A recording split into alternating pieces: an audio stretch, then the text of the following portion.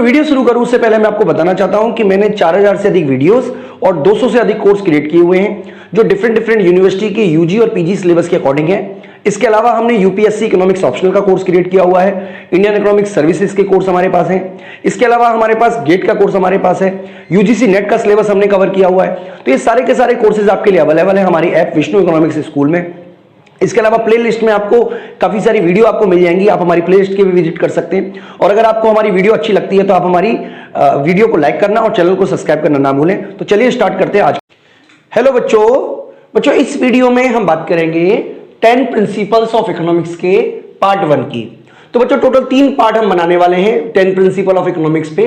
तो ये पार्ट 1 है जिसमें हम बताएंगे हाउ पीपल मेक डिसीजन, यानी कि लोग जो हैं वो किस तरीके से व्यवहार करते हैं। जैसे फॉर एग्जांपल मान लीजिए मैंने ये जो वीडियो बना रहा हूं ये इस कोर्स का हिस्सा है जो कि मैं बच्चों को एक तरीके से सेल करता हूं।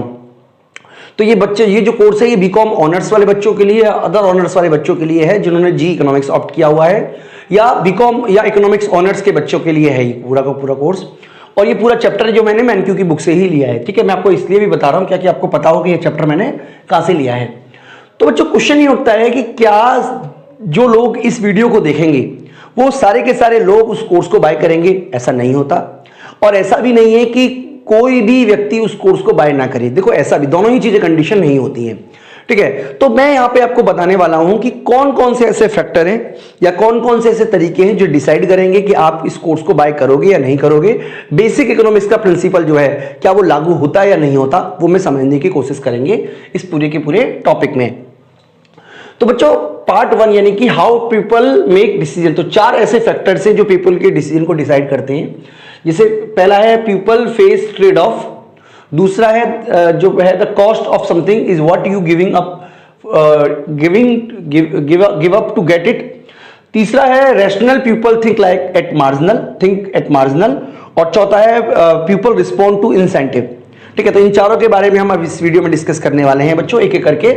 तो सबसे पहले हम बात कर रहे हैं प्रिंसिपल नंबर 1 जो कि है हमारा पीपल फेस ट्रेड ऑफ। देखिए ट्रेड ऑफ का मतलब होता है किसी के बदले किसी को प्राप्त करना, यानी कि आप अगर कुछ देते हो तो उसके बदले मैं आपको कुछ दूंगा, यही है ट्रेड ऑफ, ठीक है, सिंपल सरल भाषा में। तो एक बहुत जबरदस्त तरीके से एक पॉपुलर स्लोगन है जो हम नॉर्मली यूज करते हैं और काफी सारी चीजों में इसका यूज होता है। There are no such thing like a free lunch, यानी कि मुफ्त में भोजन जैसी कोई चीज इस दुनिया में नहीं होती है। कुछ भी आपको फ्री में नहीं मिलेगा, ये बात आप समझ लीजिए। सपोज कीजिए आप ये YouTube पे वीडियो देख रहे हो, तो क्या लगता है आपको ये YouTube पे वीडियो फ्री है? बिल्कुल भी नहीं है, क्योंकि इस वीडियो को देखने के लिए आपको अपनी जो समय है वो खोना पड़ेगा। यानी कि आप टीवी देख सकते थे, आप क्रिकेट खेल सकते थे, आप दोस्तों से बात कर सकते थे, लेकिन आपको ये सैक्रिफाइस करना पड़ेगा, ट्रेड ऑफ तो करना पड़ेगा ना। यानी कि एक स्टूडेंट होने के नाते आपके सामने ट्रेड ऑफ आता है। क्या समस्या आती है? सबसे पहले ट्रेड ऑफ कि आप स्टडी करो या प्लेइंग करो। यानी कि इसका क्या मतलब हुआ कि if you want to get something you have to give up something, यानी कि to get one thing we have to give up another. तो कुछ पाने के लिए कुछ खोना पड़ता है, ये तो आपने सुना ही होगा। इसी बात को यहां कहां पे क्या कहा जा रहा है कि पीपल फेस ट्रेड ऑफ, यानी कि कुछ पाने के लिए कुछ खोना पड़ेगा, ट्रेड ऑफ, ठीक है। इसी तरीके से मान लीजिए आपके पेरेंट्स हैं, तो पेरेंट्स की इनकम होती है।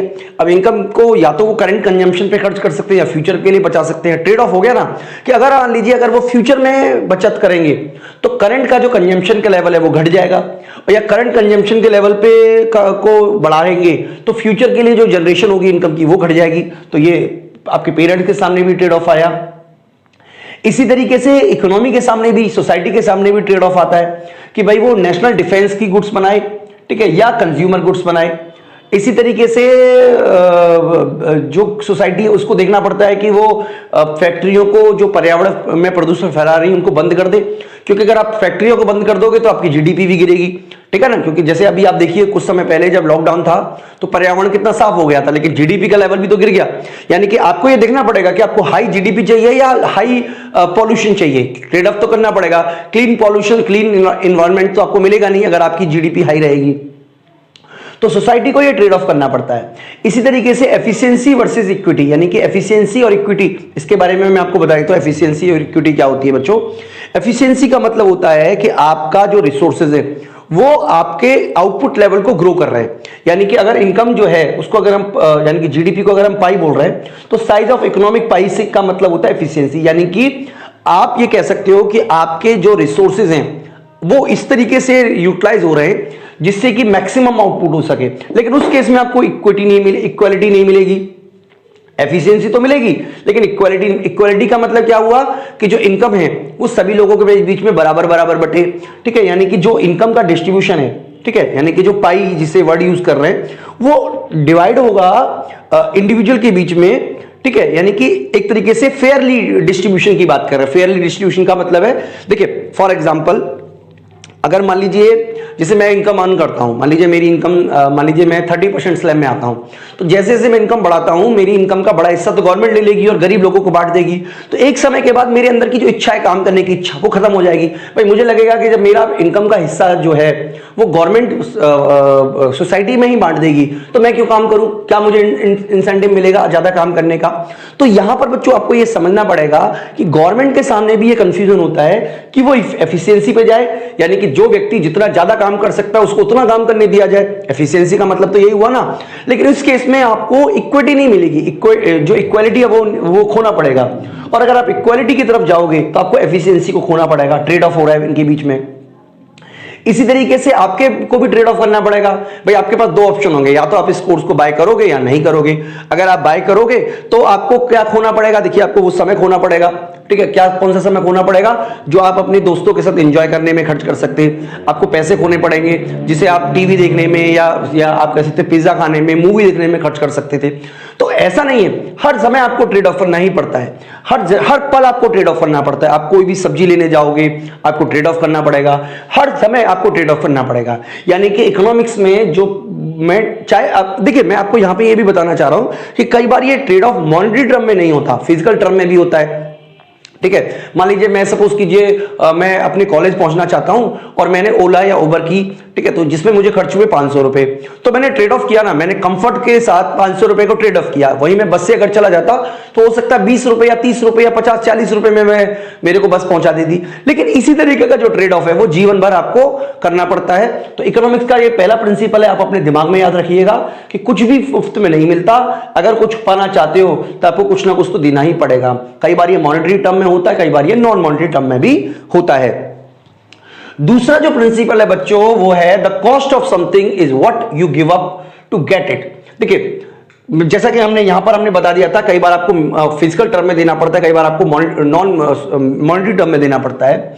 तो यहां पर मैं आपको बताना चाह रहा हूं कि जो आपका जैसे सपोज कीजिए आपने कोई चीज पाई है, मान लो किसी चीज को आप पाते हो तो आपको कुछ ना कुछ खोना ही पड़ेगा, जिसको कि आप अपॉर्चुनिटी कॉस्ट बोलते हो। अपॉर्चुनिटी कॉस्ट क्या होती है, the cost of something is what you give up to get it. तो बच्चों अपॉर्चुनिटी कॉस्ट पे मैंने एक और वीडियो बना रखी है अलग से, वो मैं आपको प्लेलिस्ट में डाल दूंगा। हालांकि वो एक्स्ट्रा वीडियो है, आपकी इच्छा हो तो आप देखिएगा, नहीं इच्छा हो तो मत देखिएगा।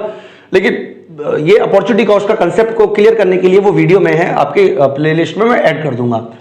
तो यहां पे हमें समझना है making decision required comparing the cost and benefit of alternative courses of action. यानी कि जब हम कोई एक्शन लेते हैं, ठीक है, तो हमें ये देखना पड़ता है कि उसका कॉस्ट एंड बेनिफिट क्या है। यानी कि हम बात करते हैं अपॉर्चुनिटी कॉस्ट की, यानी कि हमें क्या खोया। देखिए कुछ चीज पाने के लिए आपको कुछ खोना तो पड़ेगा। फॉर एग्जाम्पल अगर मान लीजिए किसी व्यक्ति को कोई 5 करोड़ दे दे और साथ ही साथ उसको बोले कि आपको 5 करोड़ रुपए आपकी 2 आंखों को खोना पड़ेगा, तो डेफिनेटली बहुत सारे समझदार व्यक्ति ऐसा चुनाव नहीं करेंगे। भाई 5 करोड़ रुपए लेकर अगर आपने अपनी 2 आंखें खोई तो इसका मतलब क्या फायदा किया, इसका मतलब आपकी खुद की वैल्यू 5 करोड़ से इस समय ज्यादा है। ठीक है, तो ये भी आपको समझना पड़ेगा जब आप कोई डिसीजन लेते हो। जैसे मान लीजिए अब मेरा वीडियो कोर्स आप बाय कर रहे हो तो कॉस्ट कितनी है, देखिए कोर्स 1000 रुपए है, लेकिन ये तो केवल मॉनेटरी टर्म में है। आप इंटरनेट का भी यूज करोगे, आप वो समय भी तो दोगे जब आप इस कोर्स को पढ़ोगे। उतने समय में आप क्या कर सकते थे, कोई जॉब कर सकते थे, ठीक है, कहीं आप अपने दोस्तों के साथ घूमने जा सकते थे। देखिए बात वही है, यहां पर ये बताने की कोशिश की जा रही है कि ट्रेड ऑफ होता है, यहां पर उसकी कॉस्ट क्या है उसके बारे में बताने जा रहे हैं। यानी कि आप कॉस्ट में किस किस चीज को इंक्लूड करोगे। यानी कि आपको यह भी समझना पड़ेगा कि अगर आप केवल और केवल इस कोर्स की फीस 1000 रुपए का मतलब 1000 रुपए नहीं है। आपको बहुत कुछ और खोना पड़ेगा, लेकिन साथ ही साथ आपको कुछ बेनिफिट भी मिलेगा।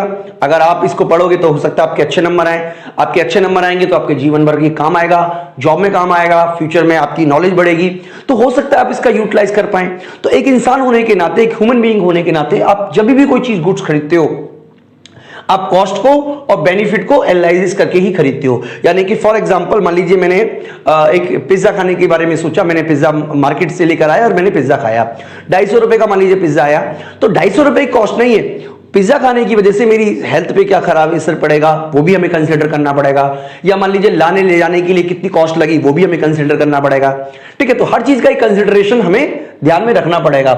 इसी तरीके से कॉस्ट ऑफ वॉचिंग मूवी, अगर आप मान लीजिए मूवी टिकट लेकर आए, मान लीजिए कोई मूवी चली जिसकी टिकट आपको 500 रुपए की मिली, 4 टिकट आपने खरीदी 500 रुपए की, लेकिन एक्चुअल कॉस्ट 500 रुपए नहीं है। आप अपने 3 घंटे को खर्च भी तो कर रहे हो उस मूवी को देखने पे, जिससे कि आपको हो सकता है आपकी कोई प्रोडक्टिविटी क्रिएट होती जो कि आप नहीं कर रहे हो सकता है आप अपनी पढ़ाई कर सकते थे जो कि आप नहीं कर पा रहे हो। तो अपॉर्चुनिटी कॉस्ट होती है। ठीक है, यह आपको याद रखना है कि केवल वो कॉस्ट इकोनॉमिक्स में कॉस्ट कंसिडर नहीं होती है जो कि आप खर्च करते हो, दिमाग में याद रखिएगा। आपको वो भी कॉस्ट इसमें शामिल करनी पड़ेगी जो आप खर्च नहीं कर रहे हो, यानी कि एक्सप्लिसिट कॉस्ट और इंप्लिसिट कॉस्ट दोनों ही कॉस्टों को हम इसमें शामिल करते हैं। तीसरा जो प्रिंसिपल है बच्चों, ठीक है, तीसरा जो प्रिंसिपल है वो है rational people think at marginal. देखिए ये हमें समझना पड़ेगा, हम हमेशा मार्जिनल की तरफ जाएंगे, टोटल की तरफ नहीं जाएंगे। फॉर एग्जांपल मान लीजिए मैं आपको बहुत सारे एग्जांपल दे सकता हूं बच्चों, लेकिन हमें यह पे याद रखना है कि जब भी हम इकोनॉमिक्स में कोई फैसला लेते हैं, मान लीजिए सपोज कीजिए कोई बच्चा मेरे पास पढ़ने के लिए आया और उसने मुझसे कहा कि सर मैं आपको 1000 रुपीज फीस नहीं दे सकता, मैं आपको 800 रुपीज फीस दूंगा, फॉर एग्जाम्पल आप मान लीजिए। ठीक है, तो मैं क्या बोलूंगा, मैं उसे यस करूंगा या नो करूंगा? ऐसा नहीं होता, एकदम से हम यस और नो नहीं करते। मैं अपने दिमाग में कंपैरिजन करूंगा कि एक बच्चे को पढ़ाने की मेरी कॉस्ट कितनी है और एक बच्चे को पढ़ाने की मेरा बेनिफिट कितना है। देखिए कॉस्ट बेनिफिट फिर से ऊपर से नीचे आ रहा है क्योंकि सब एक दूसरे से इंटररिलेटेड है। तो यहां पर हमें समझना है कि एक रैशनल व्यक्ति जो है वो हमेशा मार्जिनल के बारे में सोचता है, एडिशनल के बारे में सोचता है। रैशनल पीपल कौन होता है? जो डिसीजन ले सकता है, जिसको पता है कि उसकी जीवन का उद्देश्य क्या है, यानी कि वो बुद्धिमानी वाले फैसले लेता है। और मार्जिनल का मतलब होता है एडिशनल, यानी कि we don't take decision in form of yes और नो, यानी कि कोई ब्लैक एंड व्हाइट नहीं होता कि नहीं मैं नहीं खरीदूंगा या मैं खरीदूंगा, बल्कि हमेशा हमें ग्रे एरिया होता है, यानी कि हमें हमेशा अपने मार्जिनल पे फोकस करना पड़ता है। मैं आपको एग्जांपल भी बताऊंगा बच्चों, ये एग्जांपल बुक में ही लिखा हुआ है तो मैं आपको बुक वाला एग्जांपल ही दे देता हूं। एयर टिकट फेयर के बारे में लिखा हुआ है। देखिए मैं आपको सिंपल तरीके से समझाने की कोशिश करूंगा। टिकट का हम एग्जांपल दे रहे थे तो मैं आपको एक बात बता देता हूं। मान लीजिए आपको एक प्लेन है, मान लीजिए ए प्लेस से दूसरी बी प्लेस पे ले जाना है, थोड़ी जगह कम है इसलिए मैं नीचे लिख रहा हूं। ठीक है, ए प्लेस से बी प्लेस पे ले जाना है जिसकी कॉस्ट आपको 1 लाख रुपए आएगी। ठीक है, और टोटल जो आप बैठा सकते हो लोगों को, मान लीजिए आप 100 लोगों को बैठा सकते हो, तो इसका मतलब क्या हुआ बच्चों कि जो पर कॉस्ट आएगी वो आएगी 1000 रुपीज, यानी कि आप 1000 रुपए अगर आपकी जो पर कॉस्ट है वो 1000 रुपए की आएगी। अब मान लीजिए चलिए 90 लोग तो बैठ गए 1000 रुपए के हिसाब से, लेकिन या मान लीजिए चलिए 95 लोगों को तो आपने टिकट बेच दी, लेकिन 5 लोग नहीं बैठ पाए। ठीक है, इसका मतलब क्या हुआ कि क्या आप उनको टिकट 1000 रुपए सस्ते में बेच दोगे? तो डेफिनेटली इकोनॉमिक्स कहेगा यस आप बेच दोगे, क्योंकि अगर आप नहीं बिठाओगे, मान लीजिए आपने क्या किया, नहीं बिठाया, मान लीजिए 5 लोगों को नहीं बिठाया, तो आपको कितने रुपए का लॉस हुआ? 5000 रुपए का लॉस हो गया। और अगर आपने मान लीजिए बिठाया, मान लीजिए आपने क्या किया, 1000 रुपए की जगह मात्र 500 रुपए टिकट ले ली बचे हुए 5 लोगों से, क्योंकि कोई सीट फिल ही नहीं हुई इसलिए आपने ले लिया। तो 500 रुपए आपने खर्च किया, क्योंकि एक्स्ट्रा प्लेन तो उड़ेगा नहीं, आपके एक्स्ट्रा पेट्रोल तो लगेगा नहीं, आपका कुछ भी एक्स्ट्रा लगेगा नहीं। आपने क्या किया, 250 रुपए की 500 रुपए में टिकट बेच दी, तो आपको फिर भी जो लॉस है वो आपका घट के 2500 रुपए का हो जाएगा, क्योंकि 2500 रुपए तो आपको रिकवर हो जाएंगे ना। इसलिए हम इकोनॉमिक्स में हमेशा मार्जिनल के ऊपर जाते हैं। देखिए मार्जिनल बेनिफिट, यानी कि जब मैं कोई, मान लीजिए फॉर एग्जाम्पल अगर मैंने चपाती खाई, सपोज चपाती खाई, तो मैं ऐसे नहीं सोचता कि मुझे उस चपाती टोटल कितना सेटिस्फेक्शन मिलेगा। मान लीजिए मेरे को एक लास्ट चपाती खाने से टोटल मुझे कितना बेनिफिट हुआ, कितना मेरी भूख मिटी, कितना मुझे सेटिस्फेक्शन मिला, या कितने मैंने पैसे पेड किए, ये भी हमें कंसिडर करना पड़ता है। और उसका कंपेरिजन किससे करते हैं, कितना मुझे कॉस्ट पे करनी पड़ी उस रोटी के लिए, चपाती के लिए, या मेरी हेल्थ पर कितना बुरा असर पड़ा उसका। मान लीजिए गोलगप्पे फ्री है तो सारे के सारे गोलगप्पे तो हम नहीं खा सकते ना, चाहे वो फ्री क्यों ना हो। क्यों नहीं खा सकते? क्योंकि हमें हमेशा अपना बेनिफिट और कॉस्ट में कंपैरिजन करना पड़ता है। ठीक है। इसी तरीके से बच्चे एक पैराडॉक्स है, डायमंड वाटर पैराडॉक्स, इसके ऊपर भी जो मैंने वीडियो बनाई हुई है वो भी मैं ऐड कर दूंगा, हालांकि पढ़ने की आपको जरूरत नहीं है, आप एक्स्ट्रा वीडियो मान के आप इसको पढ़ लीजिएगा। मतलब हम एक फोल्डर बना रहे हैं पूरे कोर्स में जिसका नाम है एक्स्ट्रा वीडियो, तो उसमें आपको ये वाला और ये दोनों वीडियो मिल जाएंगी, जिसको क्या हम बोलते हैं अपॉर्चुनिटी कॉस्ट की और डायमंड वाटर पैराडॉक्स की। तो डायमंड वाटर पैराडॉक्स क्या बताता है कि क्योंकि डायमंड जो है वो महंगा है, क्यों महंगा है? क्योंकि हालांकि उसकी जो मार्जिनल आप कह सकते हो अवेलेबिलिटी है, सप्लाई जो है वो इतनी कम है कि उसकी मार्जिनल यूटिलिटी जो है वो ज्यादा है। ठीक है, पानी हालांकि जीवन के लिए जरूरी है, लेकिन उसकी सप्लाई इतनी ज्यादा है कि एडिशनल यूटिलिटी जो है वो कम है, जिसकी वजह से वाटर का प्राइस कम होता है और डायमंड का प्राइस ज्यादा होता है। तो बच्चों पूरी तरीके से ये समझाने की कोशिश की जा रही है कि आप टोटल की तरफ नहीं जाओगे। मान लीजिए 100 बच्चे पढ़ाने से, मैं सिंपल एग्जांपल समझा देता हूं, मान लीजिए 100 बच्चे पढ़ाने से मुझे 1 लाख रुपए मिलते, सपोज कीजिए, और 101 पढ़ाने से मुझे मिलते 1 लाख और 10,000। ठीक है, इसका मतलब एक बच्चे ने कितने दिए? 10,000। तो ये मेरे लिए इंपॉर्टेंट है। अगर मान लीजिए 101 पढ़ाने से भी 1 लाख ही मिलता तो मैं क्यों पढ़ाता भाई उससे एक बच्चे को? मेरे लिए टोटल इंपॉर्टेंट नहीं है, मेरे लिए इंपॉर्टेंट है मार्जिनल, यानी कि मेरे को जो मिल रहा है उसके बदले जो मैं दे रहा हूं उसके बीच में कंपैरिजन हम करते रहेंगे। तो ये होता है बच्चों हमेशा हमेशा, यानी कि हम किसके बीच में कंपैरिजन करते हैं? मार्जिनल बेनिफिट और मार्जिनल कॉस्ट के बीच में। जब आप कोर्स को बाय करोगे, मान लीजिए आपने कोर्स को बाय किया, तो आप देखोगे कि इससे कितना बेनिफिट मिलेगा और कितनी कॉस्ट आपको खर्च होगी, तभी आप इसे बाय करोगे। अगर आपको लगता है कि आपकी कॉस्ट ज्यादा है तो आप नहीं खरीदोगे, अगर आपको लगता है कॉस्ट और मार्जिनल बेनिफिट बराबर है तो शायद आप खरीद लो, और अगर आपको लगता है कि आपका मार्जिनल बेनिफिट ज्यादा है तो आप खरीद लोगे। तो यही होता है। अगर कई लोगों को लगता है कि उसकी कोई वर्थ ही नहीं है कोर्स की, तो वो नहीं खरीदेंगे। कईयों को लगता है कि पैसे की वर्थ ज्यादा है, कोर्स की वर्थ कम है, तो वो नहीं खरीदेंगे। कईयों को लगेगा कि चलो कोर्स की वर्थ ज्यादा है, पैसे की वर्थ कम है, तो वो खरीद लेंगे। तो इसी तरीके से लोग डिसीजन लेते हैं कि उनको खरीदना है सामान, नहीं खरीदना है। अगला है बच्चों पीपल रिस्पॉन्ड टू इंसेंटिव, यानी कि लोगों के बिहेवियर को चेंज किया जा सकता है थ्रू दी पनिशमेंट और रिवॉर्ड। यानी कि जैसे कि देखिए फॉर एग्जांपल मान लीजिए मैं अपना जो प्राइस है वो गिरा देता हूं, तो या डिस्काउंट ऑफर करता हूं, तो डिस्काउंट क्या है? रिवॉर्ड है। रिवॉर्ड क्यों दिया जा रहा है? डिस्काउंट ऑफर क्यों दिया जा रहा है? वो इसीलिए दिया जा रहा है ताकि लोगों को अट्रैक्ट किया जा सके, लोगों के बाइंग बिहेवियर को अट्रैक्ट किया जाए। बच्चों मैं आपको बताना चाहूंगा कि बहुत से ऐसे तरीके हैं जो कंज्यूमर के बाइंग बिहेवियर को इन्फ्लुएंस कर सकते हैं। जैसे कि यहां पे कुछ बताया हुआ है, जैसे चेंज इन एप्पल प्राइस है। देखिए जब एप्पल का प्राइस बढ़ जाएगा तो जो खरीदने वाला है कंज्यूमर वो ज्यादा मात्रा में एप्पल बनाएगा, खरीदने की कम मात्रा में एप्पल खरीदने की कोशिश करेगा, जबकि प्रोड्यूसर जो है वो ज्यादा मात्रा में एप्पल बनाएगा। देखिए दोनों का बाइंग बिहेवियर और सेलिंग बिहेवियर चेंज हो गया। इसी तरीके से अगर टैक्स लगता है गैसोलीन पे, तो टैक्स लगने से लोग क्या होगा? कार पूलिंग ज्यादा करेंगी। ठीक है, और कोऑपरेटिव एक कारपूलिंग कह लीजिए, या ऐसा हो सकता है कि वो कार जो है बड़ी बड़ी कारों की जगह हैचबैक कार का यूज करना शुरू कर दें, या पब्लिक ट्रांसपोर्ट का यूज ज्यादा शुरू कर दें। लोगों के बाइंग बिहेवियर को हम इन्फ्लुएंस कर सकते हैं। अब जैसे गवर्नमेंट क्या कर रही है? सब्सिडी प्रोवाइड करा रही है। किस पे सब्सिडी दे रही है? जो कार जो चलती है इलेक्ट्रॉनिक कार, उन पे गवर्नमेंट सब्सिडी प्रोवाइड करा रही है। किस लिए प्रोवाइड करा रही है? ताकि लोगों का पैटर्न जो बिहेवियर है वो चेंज हो। लोग जो पेट्रोल की कार खरीदते हैं या जो डीजल की कार खरीदते हैं उनको ना खरीद के जो इलेक्ट्रॉनिक कार है उनको खरीदें। इसी तरीके से गवर्नमेंट क्या करती है? वाइन पे टैक्स लगाती है, स्मोकिंग या सिगरेट पे टैक्स लगाती है, ताकि लोगों के बाइंग बिहेवियर को, बाइंग पैटर्न को चेंज किया जा सके। इसका मतलब यहां पे ये बताने की कोशिश की जा रही है कि कई ऐसे तरीके हैं जिनसे लोगों के जो बाइंग बिहेवियर है या जो डिसीजन है उसको चेंज किया जा सकता है। इसी तरीके से सीट बेल्ट के बारे में एग्जाम्पल दिया हुआ है कि लोग अगर सीट बेल्ट पहनेंगे तो क्या होगा कि वो तेज गाड़ी चला सकते हैं, अगर अदरवाइज उनको स्लो गाड़ी चलानी पड़ेगी। हालांकि गाड़ी तेज चलाने से भी एक्सीडेंट के चांसेस बढ़ते हैं, तो हमेशा ये ट्रेड ऑफ बच्चों करना ही पड़ता है। तो बच्चों इस तरीके से हमारे ये 4 प्रिंसिपल कंप्लीट होते हैं। अगली जो वीडियो होगी उसमें हम आपको 3 प्रिंसिपल और बताएंगे, और उसके बाद हमारी जो अगली वीडियो होगी उस पर 3 प्रिंसिपल, यानी कि इस तरीके से टोटल हम इस पूरे टॉपिक पे 3 वीडियो बनाने वाले हैं बच्चों। तो मैं उम्मीद करता हूं कि आपको पूरा का पूरा कंसेप्ट अच्छी तरीके से समझ में आ गया होगा। इस वीडियो में इतना ही। Thank you.